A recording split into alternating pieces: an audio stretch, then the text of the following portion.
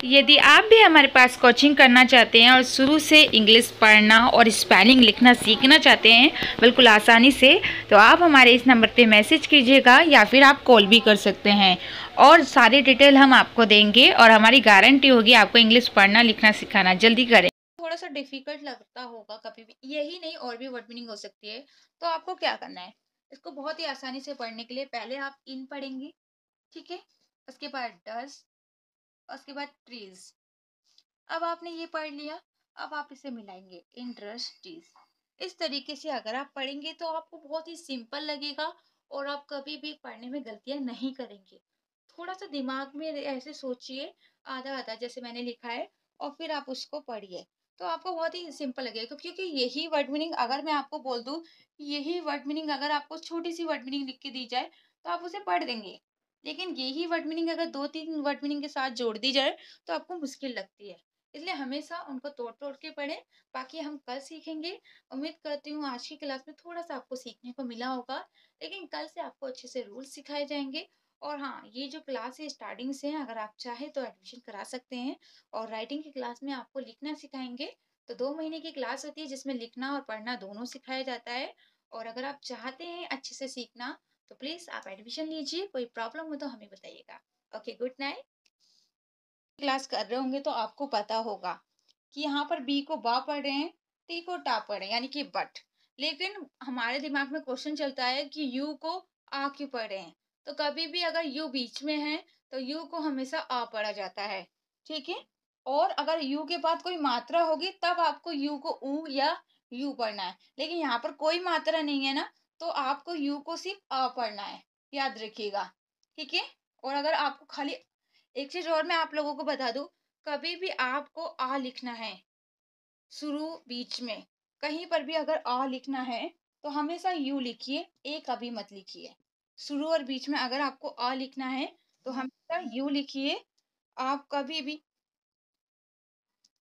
देखिए, क्लास तो no reading की हो रही है, लेकिन इस क्लास में आपको रीडिंग कराई जा रही है। वैसे तो मैं आपको रीडिंग के रूल्स सिखाती हूँ, लेकिन हमारी जो क्लास होती है एक हफ्ते में एक बार हम रीडिंग कराते हैं, वो कभी भी करा देते हैं। तो आज आपकी रीडिंग की क्लास हो रही है जिसमें आपको बुक रीड करना सिखाया जा रहा है।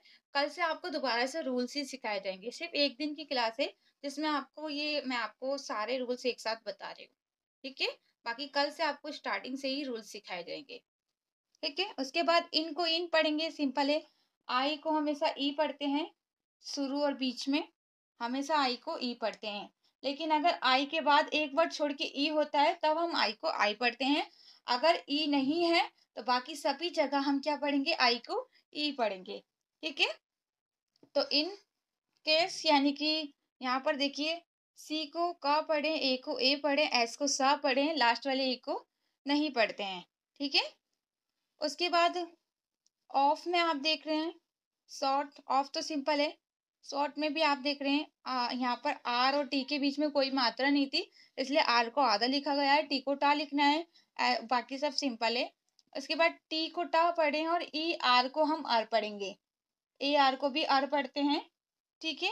लेकिन इनके आगे पीछे मात्रा नहीं होनी चाहिए। अगर A R, E R A R, या फिर आई आर यू आर, अगर इनके आगे पीछे मात्रा है तो अब आपको इसको आ नहीं पढ़ना है।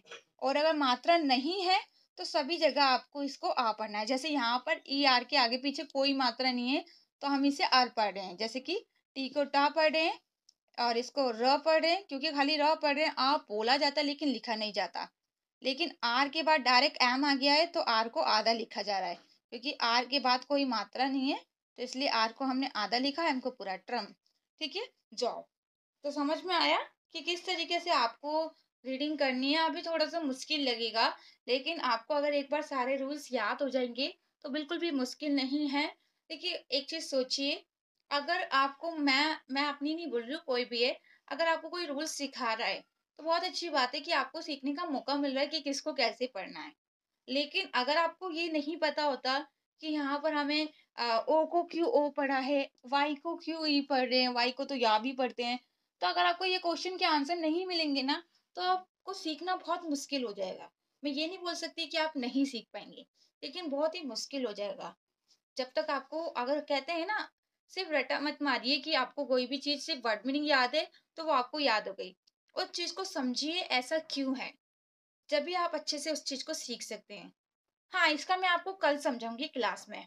क्योंकि अगर मैं इस टॉपिक को समझाऊँगी, मैंने बोला ना कि एस का टॉपिक मैं आपको बाद में बताऊँगी, क्योंकि अगर अभी बताऊँगी तो थोड़ा-सा लंबा क्लास हो जाएगा और रीडिंग की क्लास नहीं हो पाएगी। इसलिए मैं एस की टॉपिक अलग से बताऊँगी कि स और ज़ में क्या फ़र्क है। ओके? तो आप इसे लिख लीजिए एक बार, थोड़ा-सा आपको समझ में आ जाएगा कि किस वर्ड मीनिंग में कौन-सा रूल्स है और हमें क्या समझाया गया है। ठीक है? सिर्फ 2 मिनट का टाइम है, आप जल्दी से लिख लीजिए।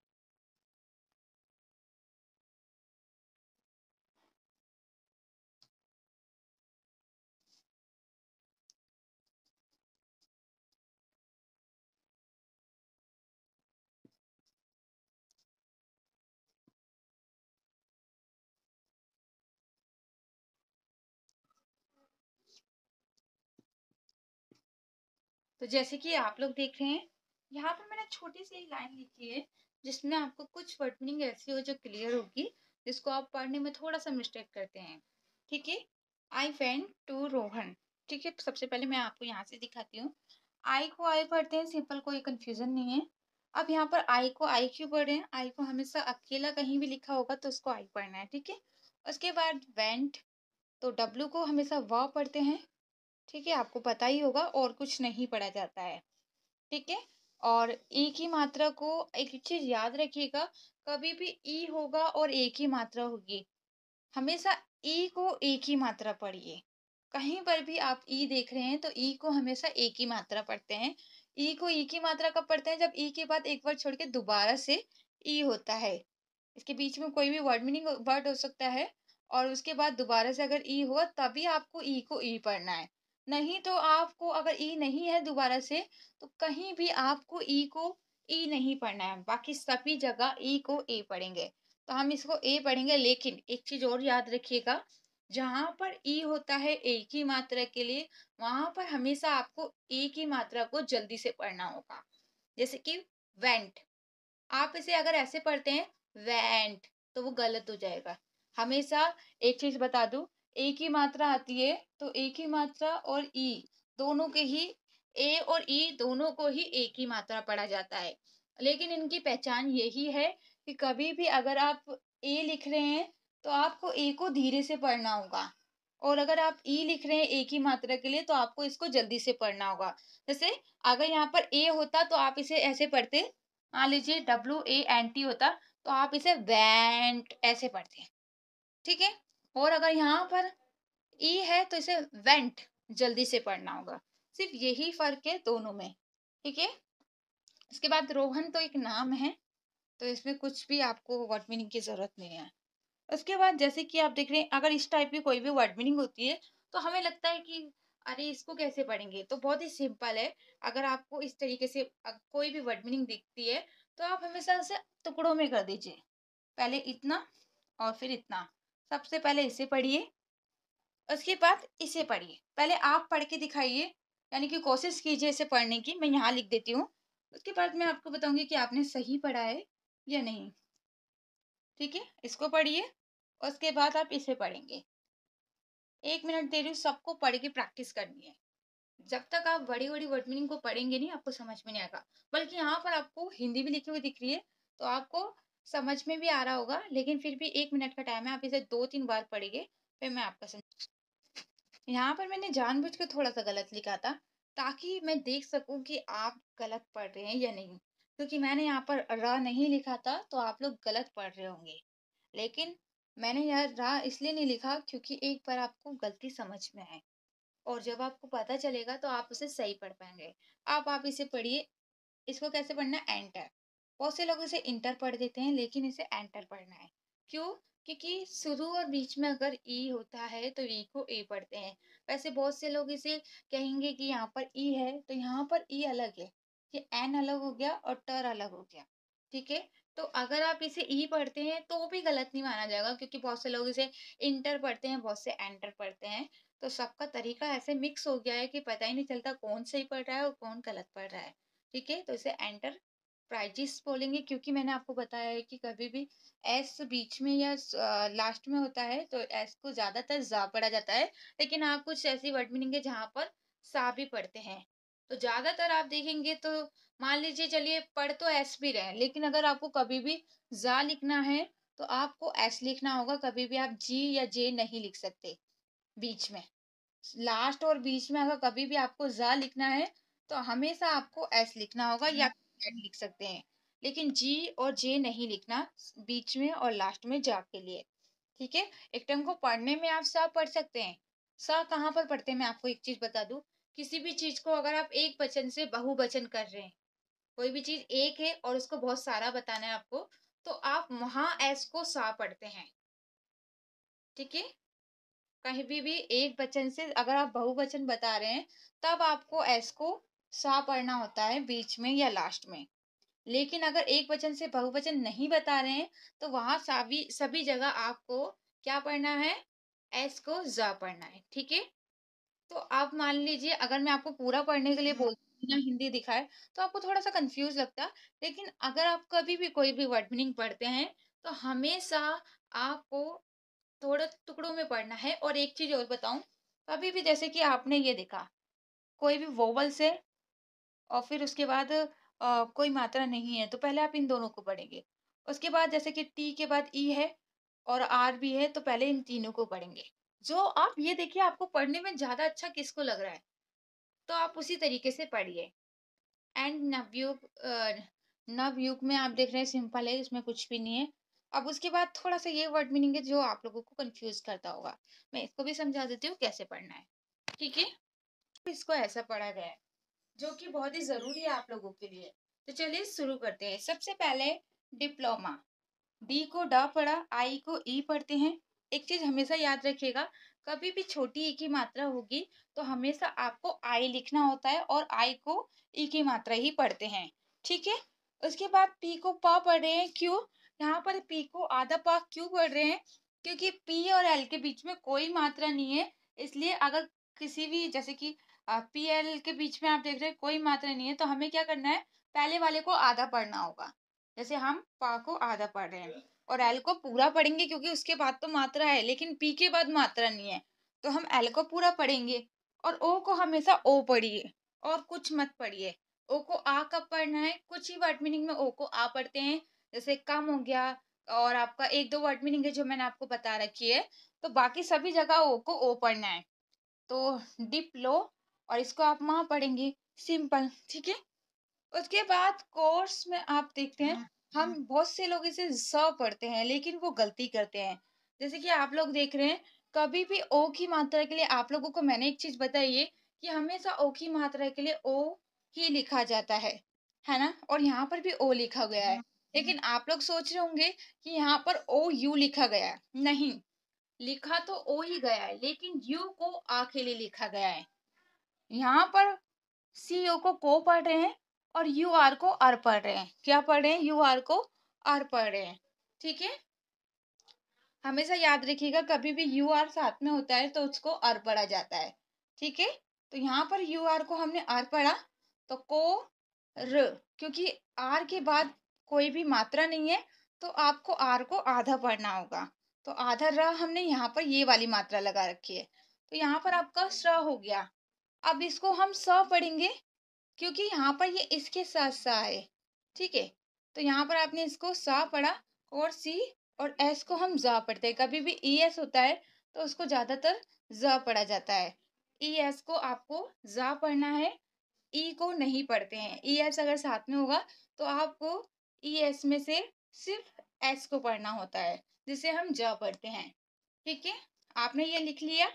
बाकी और मैं आपको अच्छे से सा के बारे में सिखाऊंगी आपको राइटिंग की क्लास में, क्योंकि इसमें अगर मैं आपको खाली स के बारे में बताऊंगी तो पूरा टाइम उसी में निकल जाएगा, इसलिए मैं अभी आपको अच्छे से नहीं बता पा रही हूँ। ठीक है? आर सिंपल है, लास्ट वाले ई को हम पढ़ते नहीं है तो ए आर को आर पढ़ रहे हैं। ठीक है? उसके बाद एम को माँ पढ़ रहे हैं, ओ को ओ पढ़ते हैं और कुछ नहीं पढ़ते हैं। एस को आधा शाह क्यों पढ़ रहे हैं? क्योंकि एस और टी के बीच में कोई मात्रा नहीं है, इसलिए पहले वाले को हम आधा पढ़ते हैं, तो हमने इसको आधा लिखा। उसके बाद टी को टा पढ़ते हैं, एल को ला पढ़ते हैं। लास्ट में कभी भी ई की मात्रा आएगी तो हमेशा वाई लिखते हैं और वाई को ई पढ़ते हैं। हमेशा याद रखिए, लास्ट में हमेशा वाई को ई पढ़िए। ठीक है? कुछ छोटी छोटी वर्ड मीनिंग होती है जहाँ पर आई पढ़ा जाता है, वो भी जब जब मैं अब वो मैं आपको बाद में बता दूं। जैसे क्राई में आप देख रहे हैं, अभी आप यहाँ पर लास्ट में ई को ई की मात्रा पढ़ेंगे मोस्टली। ठीक है? उसके बाद ऑफ को ऑफ पढ़ेंगे क्योंकि ओ को ओ पढ़ते हैं, एफ को फ पढ़ेंगे। सिंपल है, इसमें कुछ भी नहीं है। टू और थ्री तो आप पढ़ ही लेंगे क्योंकि सिंपल लिखा है। टू को हम टू पढ़ेंगे। ठीक है? यहाँ पर ओ टी ओ को ओ पढ़ना चाहिए था, लेकिन नहीं। छोटी छोटी वर्ड मीनिंग में आपको ओ की मात्रा को ऊ पढ़ना है, जैसे कि टी ओ को टू पढ़ना है। ठीक है? यहाँ पर आप देख रहे हैं वाई को ईयर्स पढ़ रहे, लेकिन हमने आपको बताया है कि वाई को या भी पढ़ते हैं। तो दोनों तरीके से आप इसे पढ़ सकते हैं, वाई को या भी पढ़ सकते हैं और ई भी पढ़ सकते हैं। कोई सा भी तरीका गलत नहीं माना जाएगा, लेकिन ज्यादातर लोग इसे ई पढ़ते हैं, इसलिए हम लोगों ने भी सोच लिया कि यहाँ पर इसे ई पढ़ा जाएगा। लेकिन अगर आप या पढ़ते हैं वो भी सही माना जाएगा। ई और यहाँ पर ई ए को आ पढ़ा जा रहा है। याद रखिएगा, कुछ वर्ड मीनिंग में ई ए को आ पढ़ा जाता है। ठीक है?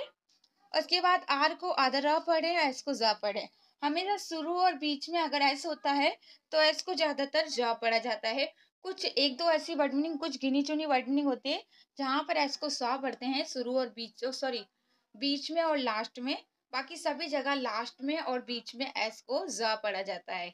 ठीक है? यहाँ पर डी को हम डी को आधा डा क्यों पढ़ रहे हैं? क्योंकि देखिए, इसका ये जो डा के नीचे आप देख रहे हैं ना, इसे हलंत बोलते हैं। यानी कि ये बता रहा है कि ये आधा है। किसी के भी नीचे अगर इस तरीके से मात्रा होगी तो आप उसे समझ जाइए कि वो आधा है, इसलिए ये वाली मात्रा लगाई गई है। तो डी आधा क्यों है? क्योंकि डी के बाद यू आर है, तो यू आर को हम अर पढ़ रहे हैं। ठीक है? और यहाँ पर क्योंकि हम इसे अर पढ़ रहे हैं, इसलिए हम डी को आधा पढ़ रहे हैं। ठीक है? क्योंकि ये यहाँ पर इसको एक तरीके से पढ़ा ही नहीं जा रहा। आ को पढ़ना ना पढ़ना एक ही बराबर है, तो आप सिर्फ रा को पढ़ रहे हैं, यू को कुछ पढ़ ही नहीं रहे हैं एक तरीके से। तो हम क्या कर रहे हैं, यहाँ पर हमने क्या करा है, एक चीज मैं आपको और बता दूं, 1 मिनट रुकिए। मैंने 2 मिनट का टाइम इसलिए दिया ताकि आप एक बार इसे पढ़ के समझ सके। अब हम कहाँ पर थे, इस वाली वर्ड मीनिंग पे थे कि देखिए, मैंने आपको बताया है कि यू आर को आर पढ़ते हैं, लेकिन यहाँ पर यू आर को आर नहीं पढ़ना है। ये सही है कि यू आर को आर पढ़ना है, लेकिन अगर मैंने एक चीज और आपको बताई थी, अगर आप क्लास कर रहे हैं तो आपको पता होगा, मैंने एक चीज बताई थी, कभी भी यू आर के आगे पीछे अगर कोई मात्रा होगी तो आपको यू को आर नहीं पढ़ना है। मैंने बताई थी ना कि कभी भी यू आर के आगे पीछे अगर कोई भी मात्रा है तो आपको यू को आर नहीं पढ़ना है। ठीक है? तो हम यहाँ पर यू को आर नहीं पढ़ेंगे क्योंकि यहाँ पर ए है, यानी कि मात्रा है, इसलिए हम यू को यू पढ़ रहे हैं। कभी कभी यू को ऊ भी पढ़ा जाता है, लेकिन कुछ वर्ड मीनिंग में ऊ पढ़ते हैं तो कुछ वर्ड मीनिंग में यू पढ़ते हैं, लेकिन ज्यादातर यू ही पढ़ा जाता है। ठीक है? उसके बाद आर को र पढ़ रहे हैं, क्योंकि इसको यू पढ़ा जा रहा है तो इसलिए इस पूरा यू ही लिखा गया है। और आर को र पढ़ रहे हैं, ए को एक ही मात्रा पढ़ते हैं, हमेशा याद रखिएगा। कभी भी शुरू और बीच में ए होगा तो आपको ए को एक ही मात्रा पढ़ना है, कभी भी आ नहीं पढ़ना है। क्योंकि आ हम किसको पढ़ते हैं? आ हम पढ़ते हैं यू को। ठीक है? इसलिए हमेशा यू ए को ए पढ़े।